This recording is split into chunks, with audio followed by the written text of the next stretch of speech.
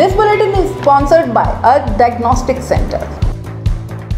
नमस्कार, मैं हूं जयश्री नागदा और आप देख रहे हैं सीबीसी न्यूज राजस्थान का संभाग बुलेटिन। इसमें है वो सारी खबरें जो आपके लिए जानना जरूरी है। तो आइए एक नजर डालते हैं आज की न्यूज हेडलाइंस पर। उदयपुर से कार्यकर्ताओं को जयपुर ले जाना बड़ा चुनौती। प्रभारी मंत्री 10,000 लोगों को लाने की घोषणा कर गए, बिना स्थायी अध्यक्ष कार्यकर्ताओं को इकट्ठा करना हुआ मुश्किल। रात को बेखौफ बदमाश। भीलवाड़ा के पूर्व की गलियों में रात में निकले बदमाश, हाथ में हथियार लहराते सीसीटीवी में आए नजर। चित्तौड़गढ़ के रेप के आरोपी को उम्र कैद की सजा, 40,000 रुपए का जुर्माना भी लगाया। 4 साल पहले नाबालिग का किडनैप कर दुष्कर्म किया। राजसमंद में 22.5 लाख की बोली लगाकर मदन मुनि को दी मुखाग्नि। डोल यात्रा में गुरु भक्तों ने लगाए जयकारे। अंतिम दर्शनों के लिए उमड़े हजारों लोग। डूंगरपुर के 430 माबाड़ी सेंटर पर 3 दिन से लटके ताले। भत्ते और अन्य मांगों को लेकर हड़ताल पर कर्मचारी। बच्चों की पढ़ाई का नुकसान। सलूम्बर में ऑनलाइन ठगी। ओटीपी लेकर शिक्षिका के खाते से निकाले 98,000 रुपए। और अब खबरें विस्तार से। 12 दिसंबर को महंगाई सहित अन्य मुद्दों पर केंद्र सरकार के विरोध के चलते होने वाली कांग्रेस की रैली में उदयपुर से नेता कार्यकर्ताओं को रैली में ले जाना टेढ़ी खीर साबित हो रहा है।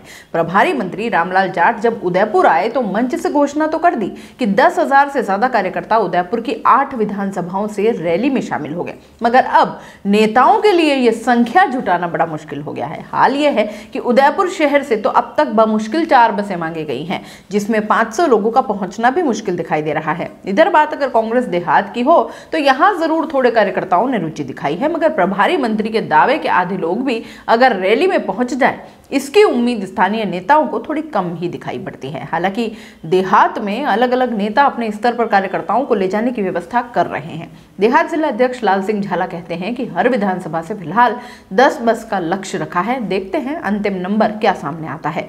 कई नेता अपने स्तर पर गाड़ियों से भी लोगों को भेज रहे हैं। कांग्रेस की इस रैली से नेता असमंजस में फंस गए हैं। उदयपुर सहित कई जगहों पर स्थायी जिलाध्यक्ष नहीं लगाए गए हैं, ना ही कार्यकारिणियां बनी हैं। निवर्तमान अध्यक्षों के सहारे ही कांग्रेस चल रही है। गाड़ियों में डीजल के पैसे तो प्रदेश कांग्रेस दे रही है, मगर इसके अतिरिक्त खर्चे नेताओं को उठाने पड़ रहे हैं। चूंकि नियुक्तियां हुई नहीं है और दावेदार कई हैं, ऐसे में ना चाहते हुए भी नेताओं को खर्चा करना पड़ रहा है। साथ ही मन में यह भी है कि अगर उनका टिकट कट गया तो बेवजह का खर्चा हो जाएगा।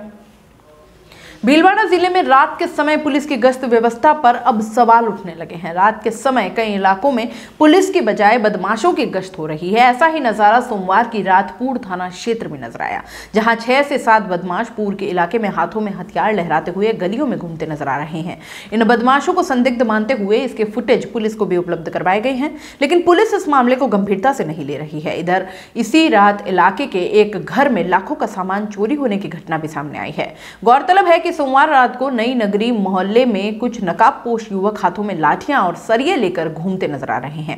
इलाके के एक मकान मालिक ने अपने सीसीटीवी कैमरे में इन युवकों को देख क्षेत्र में आपराधिक गतिविधि होने की आशंका जताई और पूर्व थाना प्रभारी को यह वीडियो उपलब्ध करवाए, लेकिन पूर्व पुलिस ने इन युवकों को खेत पर जाने की बात बताई। बताया यह जा रहा है कि नई नगरी मोहल्ले में हुई चोरी को लेकर वहां के लोग घरों में लगे सीसीटीवी फुटेज की जांच कर रहे थे। इन फुटेज में चोर तो नजर नहीं आए, लेकिन यह बेखौफ घूमते बदमाश नजर आ गए। अपने मोहल्ले में इस तरह से बदमाशों के घूमने का वीडियो सामने आने के बाद भी लोग डर के साए में हैं। चित्तौड़गढ़ में 4 साल पहले के मामले में दुष्कर्म के आरोपी को उम्र कैद की सजा सुनाई। पॉक्सो कोर्ट के पीठासीन अधिकारी ने फैसला सुनाया है। आरोपी ने नाबालिग लड़की का अपहरण कर रेप किया था। प्रोसिक्यूटर शोभालाल जाट ने बताया कि कपासन थाना क्षेत्र से एक महिला ने 20 मई 2017 को बेटी के अपहरण और दुष्कर्म का मामला दर्ज करवाया था। रिपोर्ट में यह बताया गया कि उसकी 14 साल की बेटी अपने ननिहाल गई थी। रात के समय घर के पास से प्रकाश, मुकेश और शंकर जाट उसका अपहरण कर दुष्कर्म किया। पुलिस ने मामला दर्ज कर जांच शुरू की। कुछ दिन बाद बालिका को ढूंढकर आरोपियों को गिरफ्तार किया। उनके खिलाफ कोर्ट में चालान पेश किया गया। दोनों पक्षों को सुनने के बाद प्रकाश को दोषी मानते हुए 5 साल का कठोर कारावास और 5,000 जुर्माना, धारा 366 धारा 366 आईपीएस में 10 साल का कठोर कारावास और 10,000 जुर्माना और धारा 5G6 पॉक्सो एक्ट में उम्र कैद और 25,000 का जुर्माना लगाया। ये सजा एक साथ चलेगी और आरोपी को कुल 40,000 जुर्माना देना होगा। राजसमंद में जैन संत मेवाड़ प्रवर्तक मदन मुनि महाराज का पार्थिव शरीर गुरुवार को अग्नि को समर्पित कर दिया गया। अंतिम संस्कार जैन समाज ने संतों की मौजूदगी में करवाया। देवलोक गमन पर गुरु भक्तों ने अंतिम यात्रा निकाली। डोल यात्रा में गुरु भक्तों ने नाचते गाते जय गुरुदेव के नारे लगाए। इससे पहले नाथद्वारा तहसील रोड स्थित मान स्मृति भवन में अंतिम दर्शन करने के लिए पार्थिव देह को रखा गया। सुबह 8 बजे नाथद्वारा से डोल यात्रा निकाली गई, जो घोड़ाघाटी स्थित मदन पथिक भवन पहुंची। मदन मुनि के अंतिम दर्शन करने और अंतिम यात्रा में शरीक होने देश भर से जैन समाज के लोग पहुंचे। घोड़ाघाटी में उनके अंतिम संस्कार के दौरान संत के पार्थिव शरीर को कंधा देने से लेकर मुखाग्नि तक के लिए भक्तों द्वारा करोड़ों की बोली लगाई गई। खास बात यह रही कि अंतिम यात्रा में पुरुषों के साथ महिलाएं, युवा और बच्चों ने शिरकत की। सभी अपने घरों से कपूर, नारियल लेकर आए थे। चंदन की लकड़ी, घी और नारियल से हजारों की संख्या में उपस्थित लोगों की मौजूदगी में अंतिम संस्कार किया गया। डूंगरपुर जिले की स्वच्छ परियोजना में संचालित 430 मां बाड़ी और डे केयर शिक्षा सेंटरों पर पिछले 3 दिन से ताले लटके हुए हैं। मानदेय बढ़ाने सहित अन्य लंबित मांगों को लेकर कर्मचारी 7 दिसंबर से हड़ताल पर हैं। इससे इन सेंटरों पर पढ़ने वाले बच्चों की पढ़ाई बाधित हो रही है। स्वच्छ परियोजना ऑफिस के बाहर अनिश्चितकालीन धरना दिया जा रहा है।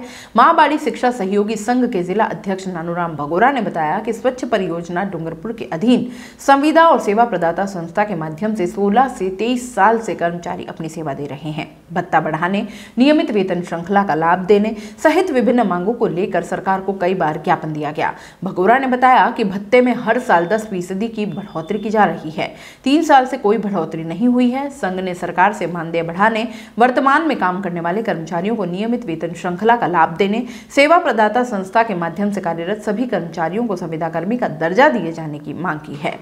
सलूमर क्षेत्र में क्रेडिट कार्ड के नाम पर शिक्षिका ओटीपी लेकर 98,000 की ठगी का मामला सामने आया है। पुलिस के अनुसार थाना क्षेत्र के डालगांव निवासी शिक्षिका आरती के साथ क्रेडिट कार्ड के नाम से साइबर ठग ने अपने आप को एसबीआई बैंक गुड़गांव का हवाला देते हुए कॉल किया। ठगों ने क्रेडिट कार्ड ऑनलाइन आवेदन की, खाता धारा कंफर्मेशन जांच के नाम बताकर संपर्क नंबर पर ओटीपी भेजा। शिक्षिका के ओटीपी संख्या देने पर ठगों ने उसके वेतन खाते से 49,000 2 बार स्थानांतरित कर कुल 98,000 रुपए उड़ा लिए। खाते से रुपए ट्रांसफर होने पर शिक्षिका ने अपने परिजनों को सूचना देकर सलूमर थाना व बैंक को अवगत करवाया। थानाधिकारी हरवंत सिंह सोड़ा तत्काल कार्रवाई करते हुए ठगी की राशि को पुनः प्राप्त करने व साइबर ठगों की जानकारी साइबर एक्सपर्ट से जुटाना शुरू कर दी है। संभाग बुलेटिन में फिलहाल इतना ही। दीजिए इजाजत। नमस्कार। This bulletin is sponsored by Earth Diagnostic Center.